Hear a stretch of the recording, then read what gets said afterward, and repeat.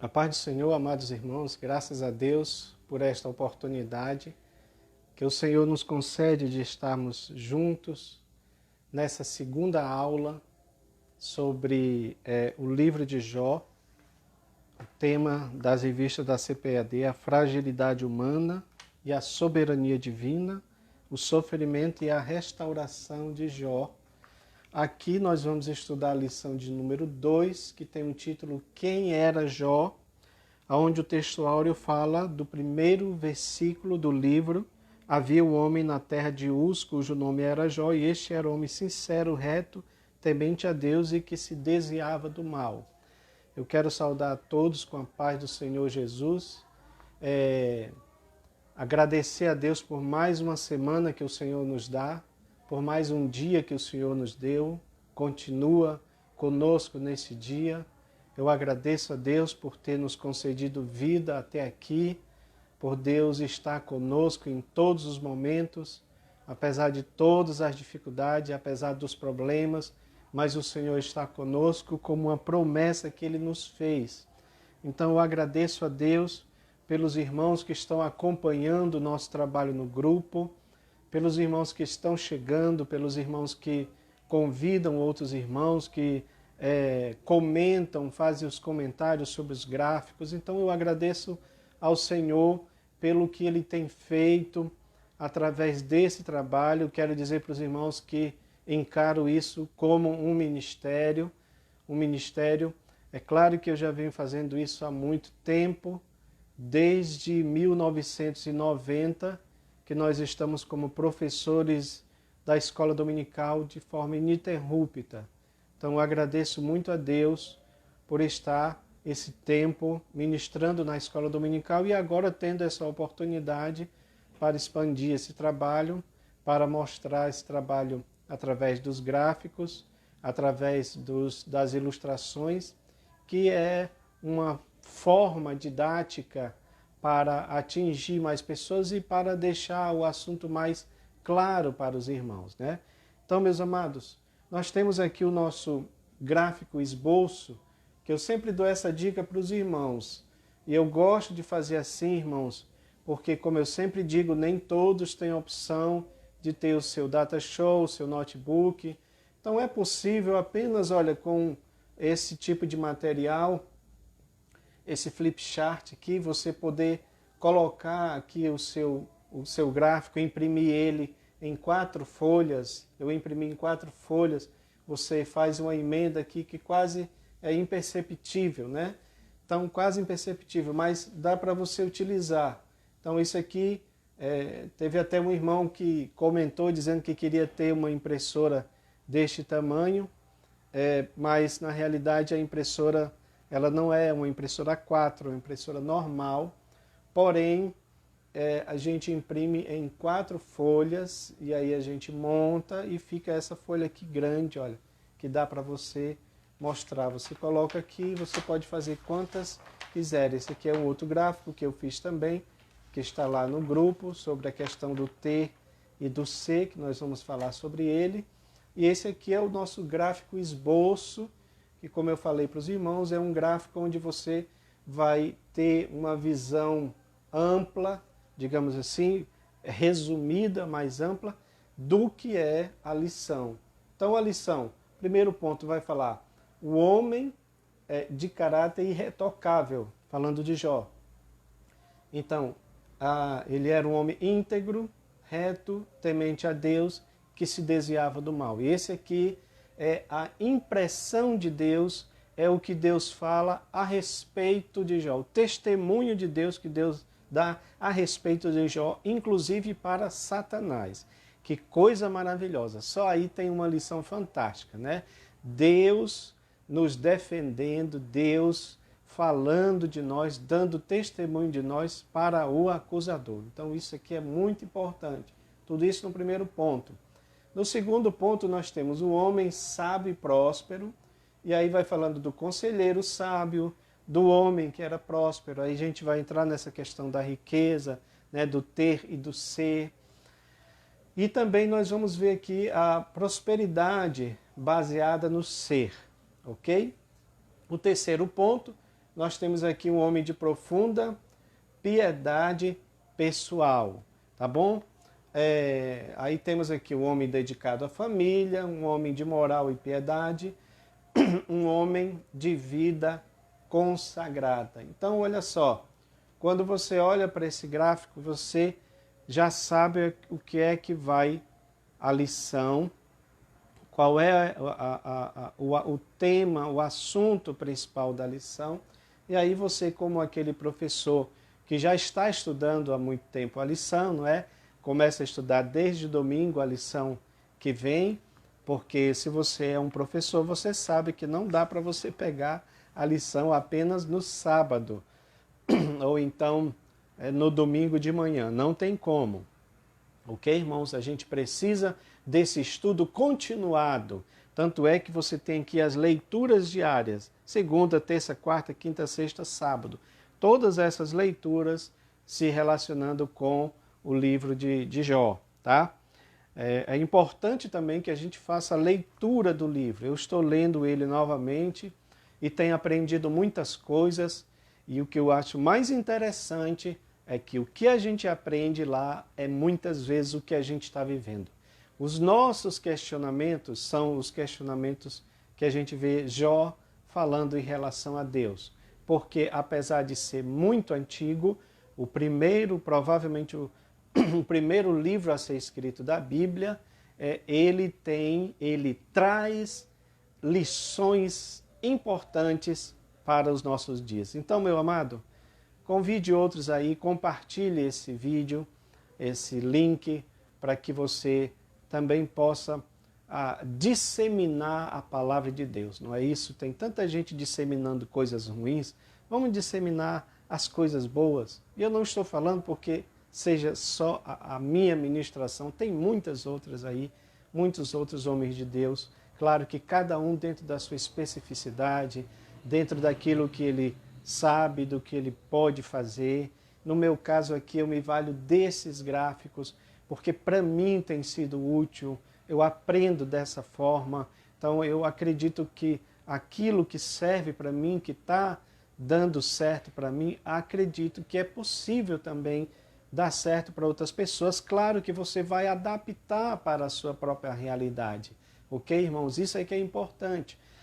Você tomar essas dicas e adaptar para a sua realidade, porque cada pessoa ela tem uma experiência na questão da pedagogia, da didática, da forma de ensinar, de explicar o assunto para as pessoas. Tá bom? Então, meus amados, aqui nós temos a segunda lição, quem era Jó, leitura bíblica em classe, está no livro de Jó, capítulo 1, versículo 1 a 5, que fala sobre essa parte de quem era Jó. Começa dizendo, havia um homem na terra de Uz. Então, está falando, denotando um fato real, não é uma fantasia como alguns querem, é um fato real, ok? Então vai falando justamente esse primeiro ponto aqui, olha. Ele era um homem reto, íntegro, temente a Deus e que se desviava do mal.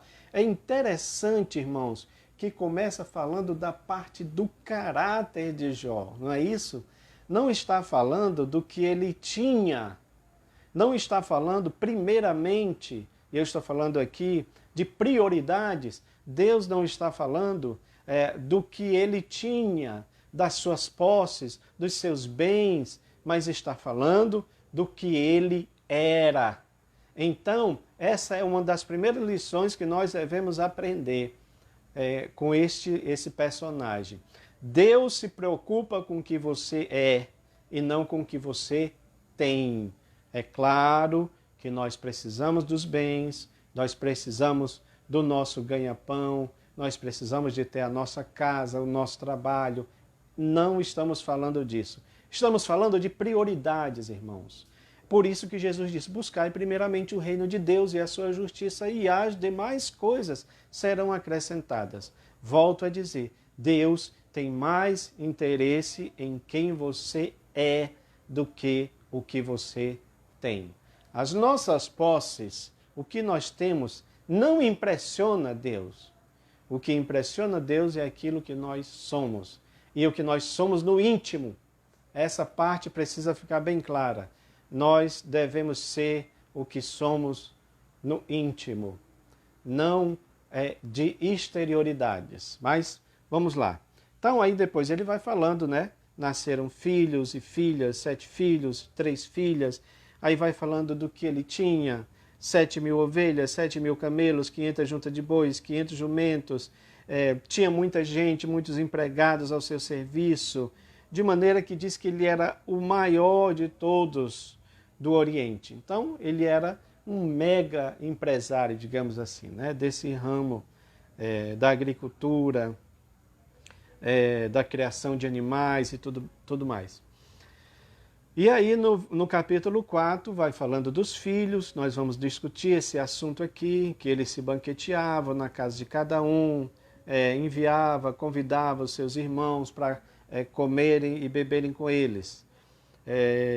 E aí depois, no versículo 5, vai falando do que Jó fazia em relação aos seus filhos, ao sacrifício que ele fazia, aos holocaustos que ele fazia, para que, pensando caso nos seus filhos, se eles pecassem, né? Então ele pensava sobre isso. O objetivo geral, demonstrar que Jó foi um homem rico, mas que, diferente dos demais, tinha um caráter íntegro. Porque, de fato, a Bíblia trata sobre esse assunto. Nós até colocamos sobre isso, né, no grupo. Aqueles que procuram ser ricos caem em desgraça, porque eles buscam primeiramente a questão da riqueza. Eles buscam primeiramente a questão do poder. Não é tanto da riqueza, da prosperidade. E a prosperidade, primordialmente, ela não tem a ver apenas com posses, mas é aquilo que nós temos. Porque se eu tiver a bênção de Deus, se eu tiver o abençoador, melhor dizendo, se eu tiver aquele a quem pode me abençoar, eu vou ter a bênção. Se eu amar o abençoador, eu vou ter a sua bênção. E a sua bênção necessariamente não quer dizer grandes somas de dinheiro. Você sabe disso? Há pessoas que são muito ricas, mas é como se elas não tivessem nada. E há pessoas que não têm nada em termos de riqueza materiais, mas têm uma riqueza espiritual extraordinária. É isto que importa para Deus, tá bom? Então vamos lá, nós temos aqui a nossa introdução falando sobre isso, a nossa interação, que ele faz aqui algumas perguntas, alguns questionamentos. Por exemplo, é possível ser próspero e ao mesmo tempo ter um caráter íntegro e piedoso? Será que é possível? Já que há uma certa tendência, não estou dizendo que isso é geral, por favor não me interpretem mal, mas há uma tendência da busca pelas riquezas, muitas vezes, até de forma ilícita, tá bom? Então ele faz essa pergunta aqui, não é? Se é possível você ser próspero e ter um caráter ilibado, tá bom? Aí ele cita aqui 1 Timóteo 6,10, que fala que o amor ao dinheiro é a raiz de todos os males. Atenção, nós precisamos corrigir isto, porque as pessoas dizem que o mal está no dinheiro. O dinheiro é apenas um pedaço de papel, ele não tem vida própria, mas ele também é um conceito. Então, enquanto conceito, eu posso realmente dizer que ele influencia a minha vida. Mas sou eu que sou influenciado. Não é o dinheiro em si. O dinheiro em si ele não tem esse poder. Eu é que sou influenciado pelo dinheiro. Então é o amor ao dinheiro. A Bíblia é clara nesse ponto. Não é o dinheiro em si, é o amor ao dinheiro. O dinheiro em si não tem amor, correto, irmãos? Quem tem amor somos nós. Então sou eu que preciso avaliar em mim mesmo como está a minha forma de me relacionar com o dinheiro, tá bom? Pessoas existem que são apegadíssimas ao dinheiro, ao vil metal, como se chama. Então é claro que isso daí se configura no que está aqui nesse texto de 1 Timóteo 6,10. É a raiz de todos os males, e diz que muitos traspassaram-se a si mesmos com muitas dores. É como se o apego ao dinheiro trouxesse dores para aquelas pessoas. E de fato isso é uma realidade, acontece nos dias atuais, tá bom, irmãos? Então, meus queridos, e aqui nós entramos nesse primeiro ponto, falando sobre Jó, o testemunho de Deus a respeito de Jó. Já falei para os irmãos lá no início que Deus dá um testemunho a respeito de Jó impressionante para Satanás. Depois nós vamos estudar essa realidade de Satanás, né, como este ser está aí há milênios na sociedade, influenciando a sociedade, observando a sociedade, e ele tem uma vantagem muito grande, porque é um ser invisível, não pode ser visto, mas ele existe e está aí influenciando as pessoas. Ok, irmãos? E Deus dá esse testemunho exatamente quando Satanás se apresenta, né, para Deus, e ele fala a respeito dele. Então, é dito aqui logo no início, o livro começa não falando, como eu disse para vocês, da biografia de Jó, tipo assim, ele era filho de quem, descendente de alguém, não. No máximo está falando aqui que ele era de Uz, que alguns falam que era exatamente a parte da Arábia, não entra muito em detalhe, então não tem por que a gente se aprofundar muito nessa parte, já que é uma coisa simples de se entender, não é, irmãos? Mas a preocupação aqui é falar sobre a pessoa de Jó. Então, o primeiro ponto diz que ele era um homem íntegro. Íntegro aqui no sentido de sinceridade. E aí nós temos aquelas ideias sobre a questão das palavras. É importante que a gente entenda isso, não é, irmãos? Questão das palavras, o significado das palavras. Eu gosto muito dessa parte da etimologia, porque a etimologia ela carrega muito essa ideia da historicidade da palavra, né? Existe um camarada que eu admiro muito, que é o professor Mário Sérgio Cortella, que ele sempre gosta de falar sobre a origem das palavras. Então, o que é essa palavra sinceridade? Eles dizem que é sincera ou sincera. Aí tem algumas aplicações, digamos assim, culturais. O nosso pastor Cláudio Honor Corrêa de Andrade, ele fala que sincera faz referência aos atores romanos que utilizavam máscaras de cera para estarem no teatro fazendo as suas peças teatrais. Então, eles se utilizavam dessas máscaras de cera, tá? Então, o que é alguém sincera, alguém sincera? É que não usa máscara. É alguém sincero. É alguém que mostra-se como ele é de fato. Eu sei que você pode perguntar, mas é possível, irmão Enomi, alguém se mostrar de fato? Claro, irmãos, que você não tem esse tipo de entendimento na sua totalidade. E por que não? Porque se eu perguntar para você, e isso eu falo por exemplo próprio, todos nós temos coisas em nós, dentro de nós, que não queremos revelar. Isso é uma realidade. Sempre. E isso acontece, não é só conosco, isso acontece com os grandes personagens bíblicos, a exemplo de Paulo, que falava de uma luta interior, que dizia que a carne lutava contra o espírito e o espírito lutava contra a carne. Então existe sim essa luta interior dessas coisas que tem dentro de nós, que não é necessário a gente expor, a não ser a Deus. E pelo contrário, não só isso, mas eu também preciso lutar contra isso. Isso está relacionado com a minha luta interior.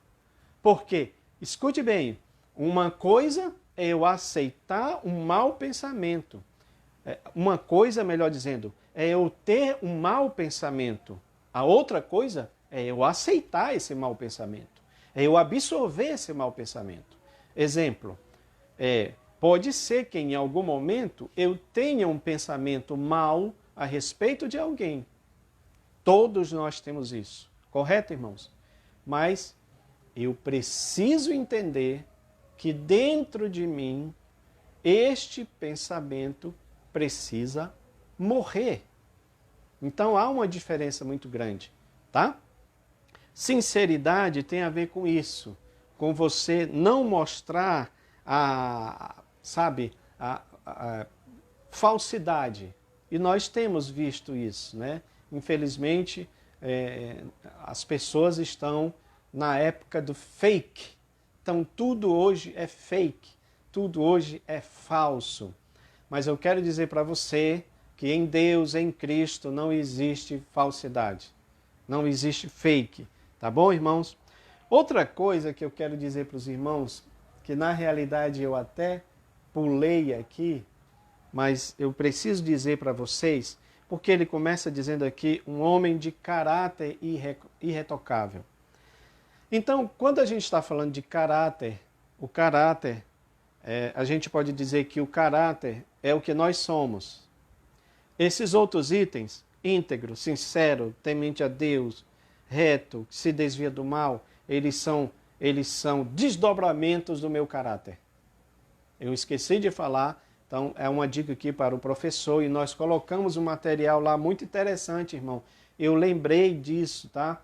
Às vezes são tantas coisas, uma semana atribulada, a gente não consegue lembrar de tudo, mas eu consegui lembrar desse material que eu tinha e eu disse, não, vou trazer porque é importante a gente citar para as pessoas entenderem o que é caráter. Novamente entra aquela questão da etimologia da palavra, como começou, né? Então essa palavra caráter vem de caracter, no grego.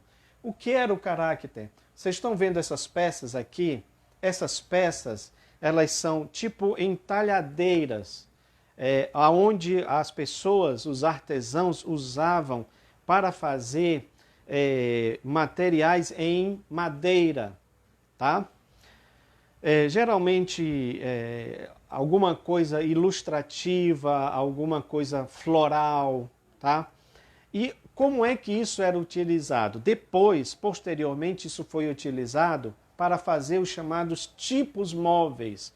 Quem trabalhou em gráfica, quem é design gráfico, entende dessa parte, né? Nós, pela misericórdia de Deus, tivemos formação nessa área de design gráfico, então nós entendemos um pouco disso aqui, por isso que podemos falar com certa propriedade, não é? Os irmãos que trabalham em gráfica sabem disso. Mas eu vou dar um exemplo bem simples para você entender. Então, o que acontece? No início, eles faziam esse entalhe na madeira, tipo assim, olha, da letra, da fonte, ela ficava em alto relevo, ok, irmãos? E aí depois ele embebecia uma espécie de rodo com tinta e melava aqui nessa letra. E depois o que é que eles faziam? Montavam as palavras. Na realidade, eles primeiro montavam as palavras, ok? Montavam as palavras desta forma, depois de ter entalhado, depois de ter usado esse caráter para moldar, olha aí, para moldar, tá bom? A letra. Depois de moldado a letra, eles formavam a palavra, colocavam numa caixa. É daí que vem aquela ideia de caixa alta, caixa baixa, ok? Então eles moldavam numa caixa para elas ficassem assim, bem lado a lado, sem se mexer, porque depois eles vinham com esse rodo embebecido de tinta e eles melavam essa parte e aí colocavam na prancha, onde tinha o papel, e aí prensava e aí tinha uma impressão. Você entende isso de maneira mais simples, porque eu estou falando aqui de uma coisa que foi o início de tudo. Podemos dizer que toda essa tecnologia digital que nós temos aí iniciou-se dessa forma artesanal. As pessoas não sabem disso, né? Muitas pessoas não sabem, mas começou dessa forma artesanal. E aí você entende isso daqui, por exemplo, como o famoso carimbo, não é isso? No carimbo você não tem as letras em caixa alta, aí você, as letras em alto relevo, desculpa, era essa palavra que eu estava atrás, em alto relevo, então você mela ali aquele carimbo e depois você prensa onde você quiser. Aí está lá a marca. Preste atenção, irmão. O caráter, essa peça que talhava isso, acabou se confundindo também com o próprio molde. Porque ele fazia isto daqui. E isto daqui era como uma marca impressa. Você entendeu? Então, o caráter é uma marca impressa de cada pessoa. Por mais que se troque a tinta, eles faziam muito isso, né? A tipografia antiga fazia isso, trocava a tinta, mas a fonte, a letra entalhada era a mesma. Então, mesmo que trocasse a tinta, mas ela estava entalhada, ela estava já com um molde, tá? Feito pelo caráter, e daí isso daqui também passou a ser caractere. Então, essas letras que nós entendemos hoje são caracteres. Por quê? Porque são marcas. Então, resumindo, o que é o caráter? É a marca. É aquilo que me caracteriza, é a minha marca, tá bom? Por isso que o caráter pode ser bom ou o caráter pode ser mau. Mau caráter, bom caráter. Uma boa marca, uma má marca. Então tem pessoas que são mau caráter, é a marca ruim dele, daquela pessoa. Que somente Deus para mudar o caráter de uma pessoa, tá bom? O que me chama a atenção, preste atenção na analogia, você pode trocar a tinta, mas o caráter continua sendo o mesmo. Significa dizer que você pode ser crente aonde você for, pode mudar o ambiente, mas se você tem caráter, você continua sendo aquela mesma pessoa sem que não haja mudança. Então, o caráter é isso, tá bom? Agora, tem os desdobramentos. O que é o caráter de Jó? Qual as qualificações do caráter de Jó? Aí sim, ele era um homem íntegro, que era um homem sincero, que era um homem que não tinha falsidade. Sobre isso, tem um filme que eu acho interessante, apesar de não falar lá sobre o significado de caráter, mas ele tem uma menção a isso fantástica. É um filme do Will Smith chamado 7 Vidas. E aí tem uma hora que ele está falando com uma dessas pessoas, que ele doa um rins para aquela pessoa, sem conhecer aquela pessoa. Claro que ele fez uma pesquisa, mas ele não eram amigos. Ele fez uma pesquisa para saber quem era aquela pessoa. E quando eles estavam conversando no hospital, na cama, aquele senhor pergunta para o personagem principal, que é o Will Smith, o ator Will Smith, pergunta para ele, por que você fez isso? Eu queria saber. E a resposta do Will Smith, do personagem dele, foi interessante. Ele diz assim, porque você é um homem bom, mesmo quando ninguém está olhando. Aí eu disse, meu Deus, que coisa fantástica. Isso é que é caráter. Por quê? Lembra da sinceridade, do sincera, do sem cera, do sem máscara? Pois é, nós devemos ser assim em todo tempo. O que o Will Smith estava falando, o personagem dele você não tem máscara. Você faz o que você faz de maneira desinteressada. Você faz o bem sem querer que as pessoas vejam que você está fazendo bem. Porque às vezes tem isso, temos que tomar cuidado. Estamos vivendo num tempo de selfies, né? É claro que em alguns momentos você precisa fazer isso para até chamar outras pessoas à responsabilidade, mas que isso não seja uma constante. Não é? Eu não posso fazer nada mostrando para os homens que eu estou fazendo, porque Jesus também fala sobre isso. Quem faz isso já recebeu seu galardão. Então eu preciso estar atento. Precisamos, irmãos, tirar as máscaras. tá bom? Que caiam as nossas máscaras. Eu estou tentando fazer isso. Eu digo como Paulo, não digo que tenha alcançado, mas uma coisa faço, prossigo para o alvo. Então eu sei o que eu tenho que fazer, eu preciso fazer. E é diante de Deus que as nossas máscaras caem. Irmãos, não adianta. Às vezes nós queremos usar máscaras até para Deus. Não é isto. Você quer um exemplo clássico disso? Deus disse para o profeta, eu quero que você vá para Nínive. E Jonas concordou, porque senão ele teria dito na hora, não vou não, Senhor. Ali o povo é ruim, ali o povo é cruel. Eles esfolam as pessoas e colocam elas pregadas em estacas. Eles fazem o empalamento das pessoas. Não, mas ele não falou nada disso. Ele concordou. Só que no coração dele, ele estava querendo ir para uma direção oposta, que era Tarsis. É? Mas eu pergunto para vocês, meus irmãos, quantas vezes nós não fazemos isso? Quantas vezes nós não oramos como se Deus não soubesse o que está dentro do nosso coração? Meus amados, aprendamos a ser sem cera, sem máscara, especialmente diante de Deus. E aí depois nós seremos diante dos homens, mesmo que venham as consequências, porque também você ser sincero muitas vezes vai trazer consequências ruins, né?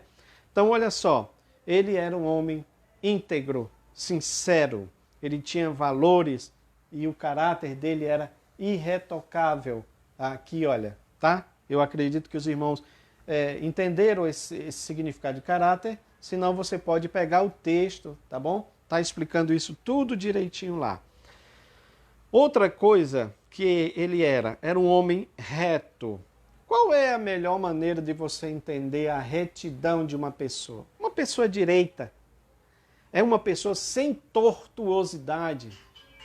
O caráter dele não era tortuoso. Era um caráter que era direto, um caráter íntegro, um caráter irrepreensível. Portanto, o homem de Uz era justo, reto, direito e se comportava de maneira irrepreensível. Tá bom? Meus amados, outro ponto importante a respeito do caráter de Jó. Ele era um homem temente a Deus. Essa palavra temer a Deus tem a ver com reverência, tem a ver com reverenciar, tem a ver com respeitar ao Senhor. E é interessante que esse respeito ao Senhor tem a ver com conhecer o Senhor, tem a ver com saber quem o Senhor é, não é? É interessante, quando eu vejo principalmente esses personagens bem do início, digamos assim, da civilização ou do conhecimento de Deus, o que me chama a atenção, meus amados, é que não havia uma Bíblia escrita para eles se basearem. Mas é claro que havia, não é, a palavra oral, havia a oralidade. Então, pela oralidade, pelo que ele aprendia de forma oral, tá bom? Ele conhecia a Deus dessa forma e assim isto era importante para ele evitar o mal, para ele sair, não é, daquilo que era errado. Vocês lembram disso daqui que eu mostrei lá no grupo, meus amados? Coloquei aqui, olha, desvie-se do mal, tá? Aí esse aqui foi um exemplo que nós vimos de um acidente que aconteceu numa espécie de ponte. Aí o que acontece ali, aquela ponte, as pessoas iam passando nos seus carros e iam caindo, né? Os moradores começaram a avisar e mesmo assim tinha pessoas que não queriam entender ou não queriam atentar para o aviso dos moradores. Eles passavam adiante e iam caindo, iam caindo. até que começaram a entender que havia um problema lá e então passaram a se desviar desse problema. Colocamos lá o texto para mostrar que o prudente vê o mal e se afasta, e se desvia, e busca abrigo. Então, ele não é aquele que passa adiante para sofrer a pena. E, infelizmente, existe isso no nosso meio, né? Pessoas que preferem passar e sofrer a pena. Mas o servo de Deus, o prudente, ele não faz assim. Ele visualiza o mal e ele se afasta. Isso chama-se atitude preventiva. Toda pessoa que dirige, num caso desse aqui, precisa ter essa atitude preventiva. Isso na vida cotidiana, nas coisas que eu faço e naquilo que eu sou. Porque o mal, meus amados, não está só fora, está dentro também. A Bíblia diz que o mal reside em mim, ele está em mim. Eu vou repetir isso várias vezes e a gente precisa entender porque é a palavra de Deus que diz. Quando você se converte, o seu espírito se converte, o seu homem interior se converte, mas a sua carne, a sua natureza humana, ela não se converte. Ela é subjugada ao homem interior. Por isso que a Bíblia fala de uma guerra entre o homem carnal e o homem espiritual. Nós vamos ver isso daqui, tá bom? Nós vamos ver isso. Então, meus amados, e aí você entende que reverência é isso. É esse respeito a Deus pelo que Ele é, respeitando a Deus, entendendo quem é Deus, você vai entender também os seus avisos quando o mal está ali na frente, quando o mal está querendo avançar contra você, e aí você se desvia dele. Você se desvia do mal, tá bom? Então vamos lá. Um homem sábio e próspero. Um homem sábio e próspero. Fala aqui o subponto que ele é um conselheiro sábio. O comentarista diz que há pessoas ricas que nem são sábias e nem tampouco prósperas. Interessante isso, né? Então, você passa a entender que a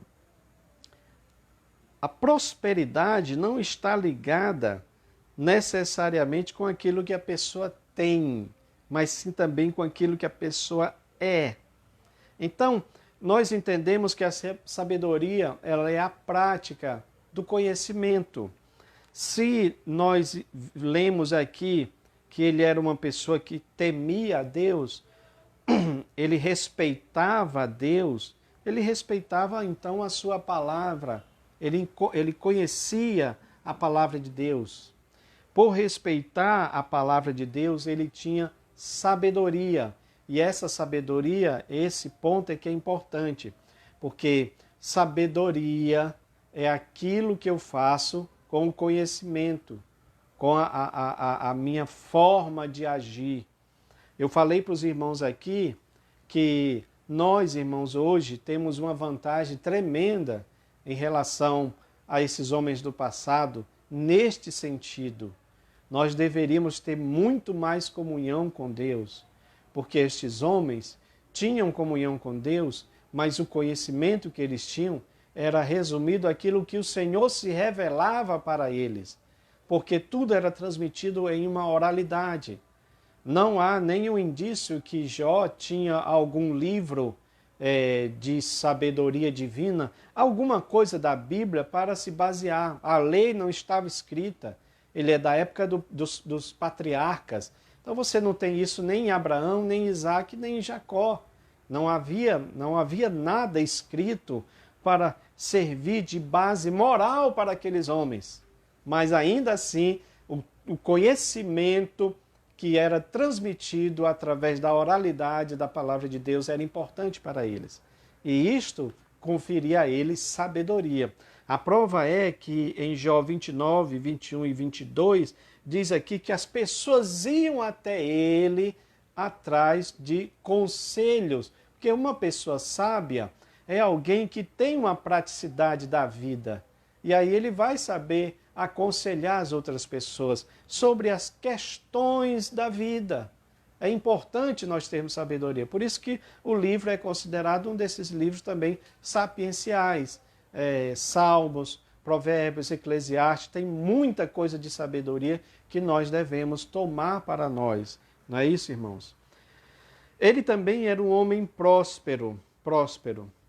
O homem de Uz não era apenas rico, mas sobretudo próspero. Era um fazendeiro bem-sucedido. Em sua fazenda havia 7.000 ovelhas, 3.000 camelos, 500 juntas de bois, 500 jumentas, também muitíssima gente a seu serviço. Eu até recebi aí de uma irmã cooperadora, ela mostrando, né, que alguém fez um gráfico, eu não tive tempo de pegar esse gráfico, mas fazendo uma estimativa de quanto era mais ou menos o patrimônio de Jó, somando todos esses animais que ele tinha. Então, dava realmente uma soma alta em dinheiro do que era, né, o que Jó tinha. Então, de fato, ele tinha toda essa prosperidade. Ele realmente era um homem rico, materialmente falando. Tanto é que a Bíblia diz aqui que ele era maior de que todos do Oriente. Então não havia, digamos assim, um homem mais rico do que ele. Ok, irmãos? Mas é por isso que nós estamos estudando a pessoa de Jó a partir do seu caráter. Pois a riqueza dele, o patrimônio dele, o que ele tinha, não havia mudado o seu caráter. Lembra do conceito, não esqueça disso aqui, amado, olha, do conceito de caráter, de caracter. Era uma marca. Aquilo estava marcado, era uma pessoa de bom caráter. Então, o que ele tinha, os bens materiais não afetaram o seu caráter, porque valorizava-se mais o ser. Não era uma prosperidade estabelecida somente no ter, mas principalmente no ser. Ok, irmãos? Isso é muito importante, porque muitas vezes nós nos baseamos naquilo que temos.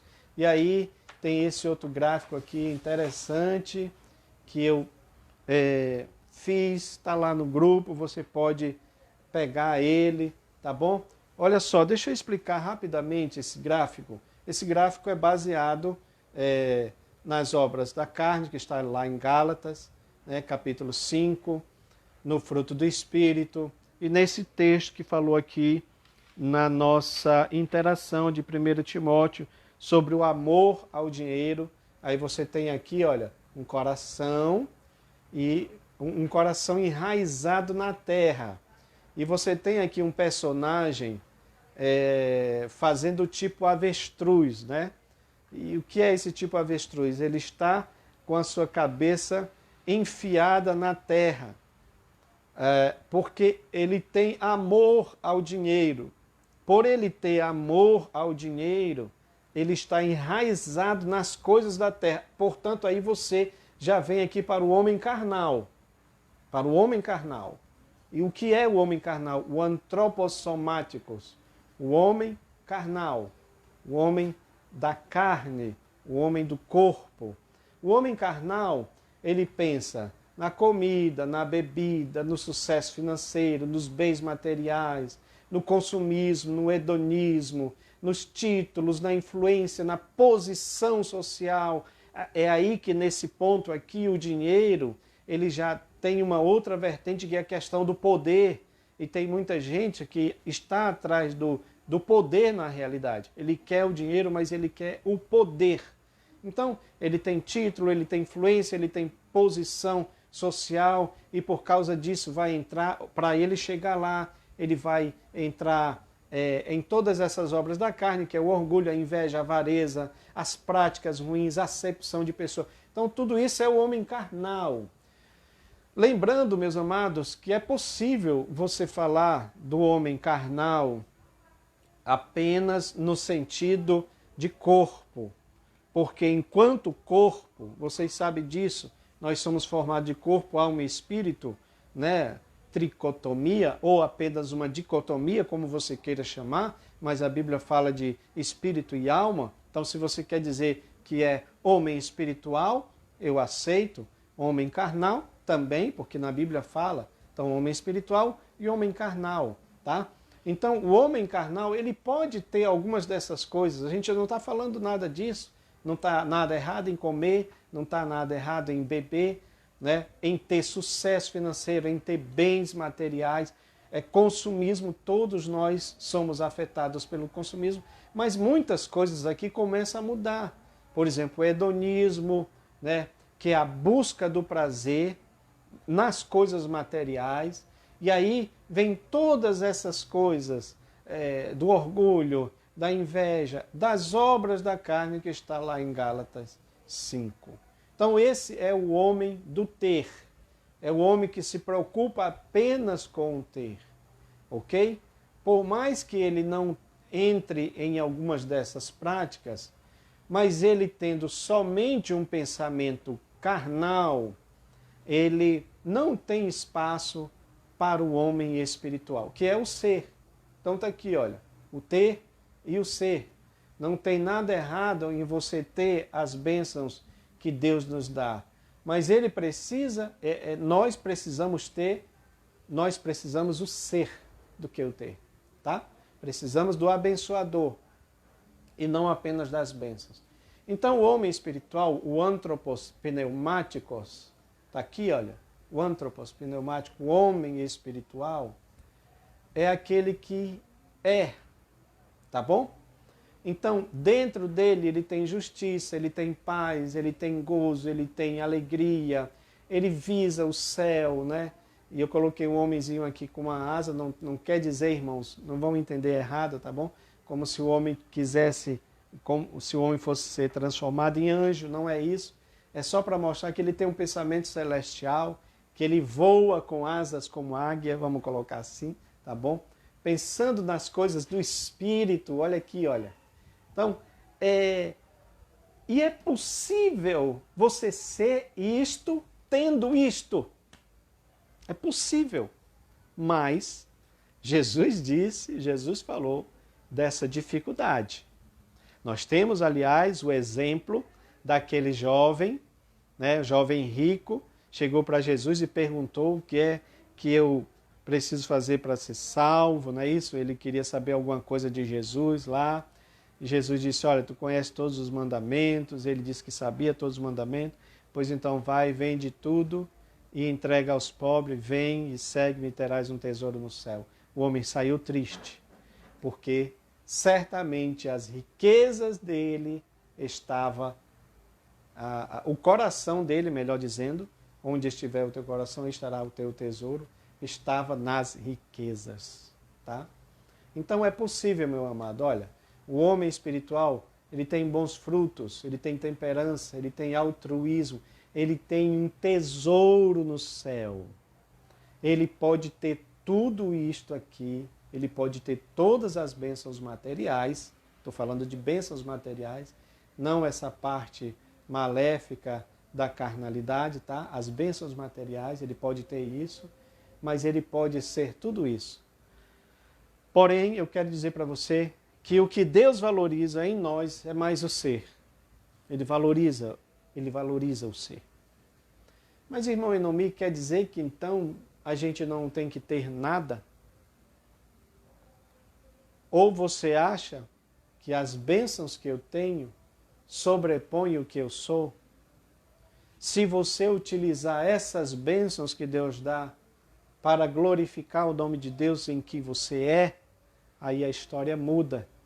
Mas confesso para vocês que para se chegar neste equilíbrio não é uma tarefa fácil.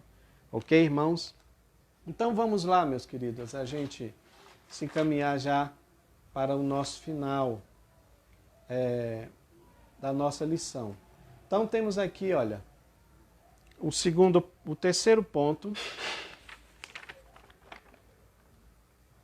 O terceiro ponto, para a gente encerrar. Um homem de profunda piedade pessoal, tá? E aí fala aqui de um homem dedicado à família. No primeiro capítulo diz que os seus filhos iam fazer banquetes em casa, de cada um no seu dia. Alguns dizem que por causa disso pode ser que era como se fosse o aniversário de cada um. Então, um ia no dia, outro ia no outro dia, e assim ele se reunia, enviava e convidava as suas irmãs para comer e beber com eles. Não está citando aqui que convidava o pai, mas convidava as irmãs para beber com eles, tá?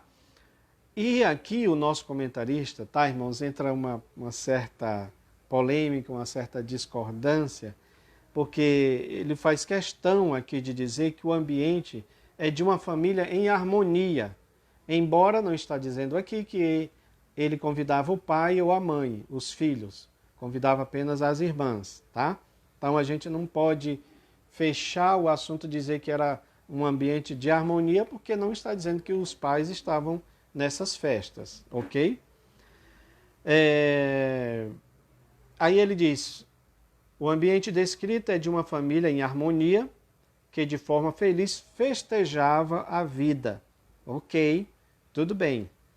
E aí ele diz que de forma alguma, já ele fazendo uma defesa, o comentarista, de forma alguma o texto sugere bebedice ou licenciosidade nessas comemorações, tá?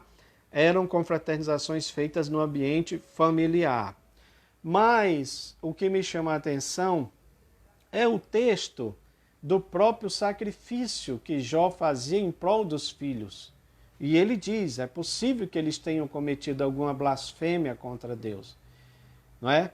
Então, há também essa outra possibilidade que o comentarista não aceita, mas é possível sim que os filhos de Jó tinham uma certa vida dissoluta. Meu amado, para você não pensar que é eu que estou falando isso sozinho, é de alguma coisa da minha própria mente, eu tenho aqui, olha, você tem também, que eu já conversei com alguns irmãos do grupo, primeiro trimestre de 2003, pastor Claudionor de Andrade, tá? Com o consultor e doutrinário, a consulta do pastor Antônio Gilberto, tá? Quem fazia a revisão de tudo. O pastor Claudionor de Andrade fala na página 14, tá aqui, até marquei. Você pode também ter isso aí, pesquisar isso daí se quiser. Eu tiro uma foto disso aqui e coloco no grupo, se você não tiver a revista. Mas ele diz aqui, olha, sobre os filhos de Jó. Tanto é que o tópico começa dizendo a aparente felicidade de Jó em seu lar. A aparente felicidade de Jó em seu lar. Ele diz, periodicamente eles se reuniam na casa um dos outros para se banquetearem. Não sabemos o que passava naquelas festas, que segundo o texto bíblico durava certo turno de dias. Mas Jó, ciente que seus filhos corriam sério perigo, pois ao invés de adorarem a Deus, ajuntavam-se certamente, palavra de pastor Claudionor, certamente para festejar os deuses e ídolos da gente pagã que os rodeava. Terminados os festins, levantava-se o patriarca de madrugada a fim de interceder por seus filhos. Ele temia que este, no lugar da exaltação, acabasse por blasfemar o nome de Deus. Blasfemar o nome de Deus é principalmente atribuir alguma coisa errada a Deus em detrimento dos outros deuses. Valorizar mais os outros deuses. Tá bom, irmãos? Então, meus amados, é possível. Eu entendo até a defesa que o nosso comentarista, pastor José Gonçalves, faz da família de Jó, porque pode passar essa ideia de que Jó tenha fracassado no ensino dos seus filhos. E isso, irmãos, não mancha o caráter de Jó. Quantos pais não há que ensinam os seus filhos, que dão bons conselhos, bons ensinamentos, mas quando o filho cresce, ele envereda por outro caminho. Aí você vai dizer, a culpa foi do pai? Claro que não. A culpa, vamos colocar assim, a culpa do filho pródigo que foi e vendeu tudo e pediu a sua herança e vendeu tudo dissolutamente, não foi daquele pai bom. Aquele pai era bom, era um pai justo, era um pai correto. Mas, infelizmente, o filho que tomou esta atitude, e sobre isto, digo mais ainda, a palavra de Deus dá respaldo. O filho não vai levar a condenação do pai, nem o pai levará a condenação do filho. Claro que na lei havia essas observações. Deuteronômio 6, Shema Israel, ouve, ó Israel, o Senhor vosso Deus é o único Senhor. Ensinarás essas coisas aos teus filhos, no caminho, em casa, deitando, levantando. Ou seja, a palavra de Deus devia ser ensinada. E Jó certamente fazia isso. Mas isso não mancha o caráter dele. No caso de seus filhos, tomarem essas atitudes. Eu não vejo dessa forma. Ok, irmãos? Um outro ponto que reforça essa ideia é o fato de que, quando Deus estava dialogando a respeito de Jó, na segunda tentação ele diz, toca nele, mas não tira a vida. Porém, não é dito isso dos filhos. Você percebeu isso, amado? Os filhos, Satanás tirou a vida deles. E não adianta você dizer que não foi, porque foi. Aos filhos de Jó foi permitido tirar a vida deles. Então, meus amados, é só para nós ponderarmos. Eu vejo tudo aqui e comparo. Eu estou comparando aqui com dois comentaristas, mesma CPAD, comentarista Cláudio Anô de Andrade, muito conhecido, tá bom?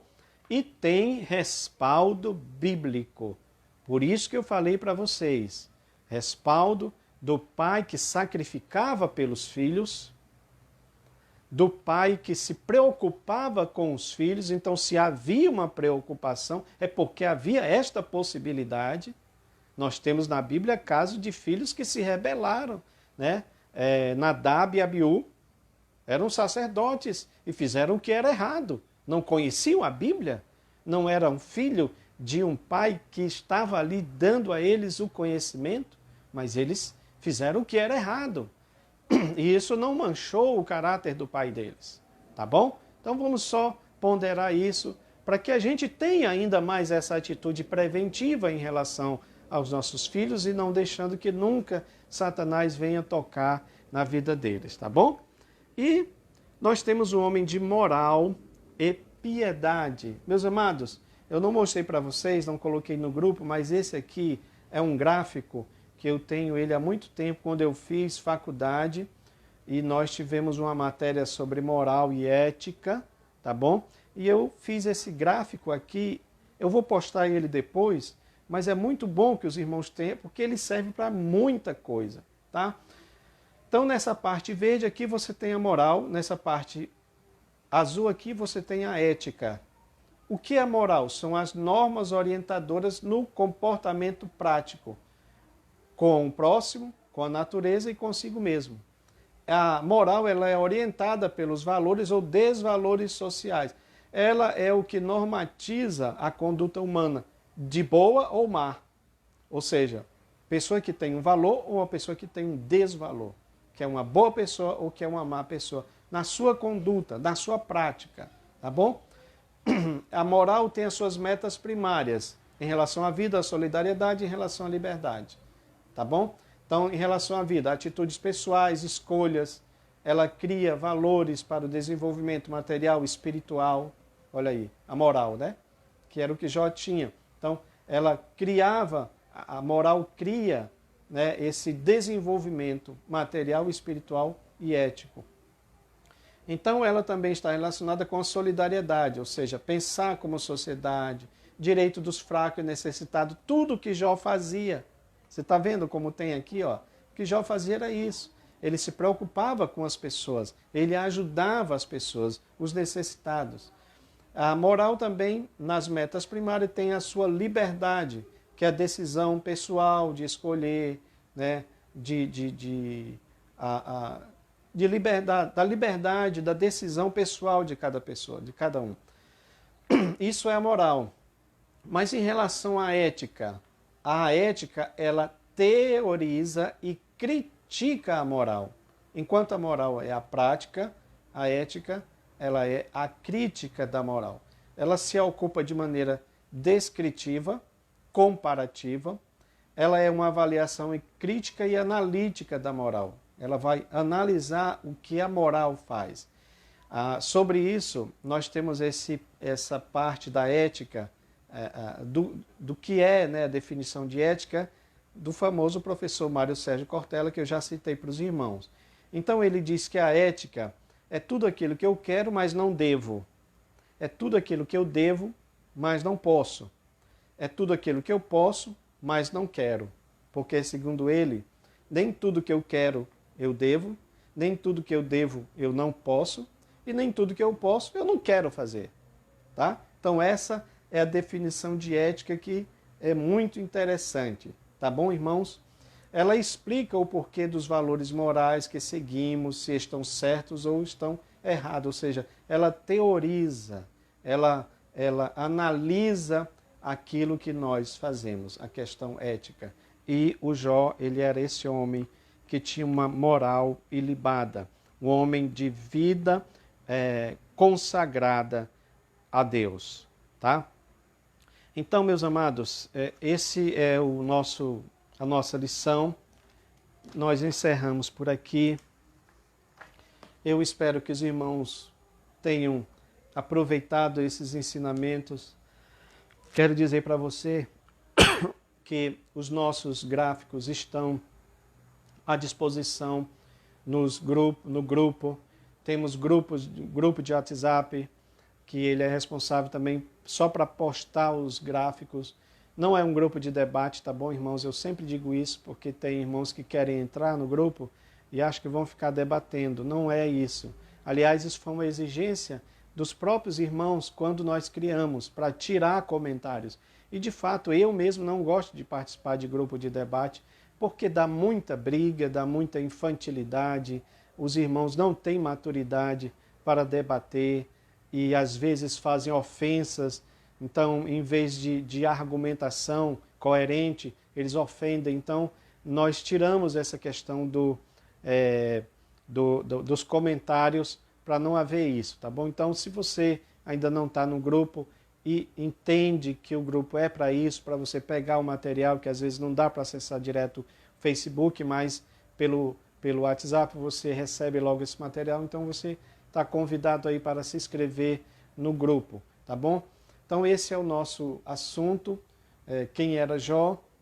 Nós encerramos aqui. Eu quero agradecer aos irmãos que estiveram até agora ouvindo.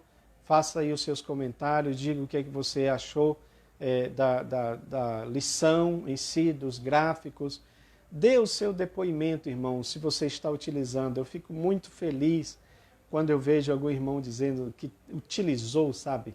Eu já vi irmãos tirando foto, né, do material utilizado. Tá? Então faça isso. Faça o melhor para a sua classe, porque a recompensa vem de Deus, tá bom? Então agradeço mais uma vez vocês estarem nos ouvindo até agora. Que Deus abençoe, que Deus dê uma semana de vitória, que Deus possa trabalhar e moldar o nosso caráter. Você vê que a peça aqui, ela era usada para tirar aquilo que não era o correto, porque é isso que Deus quer, moldar o nosso caráter para nos tornar parecidos com Jesus, tá bom? Deus os abençoe em nome de Jesus. Amém.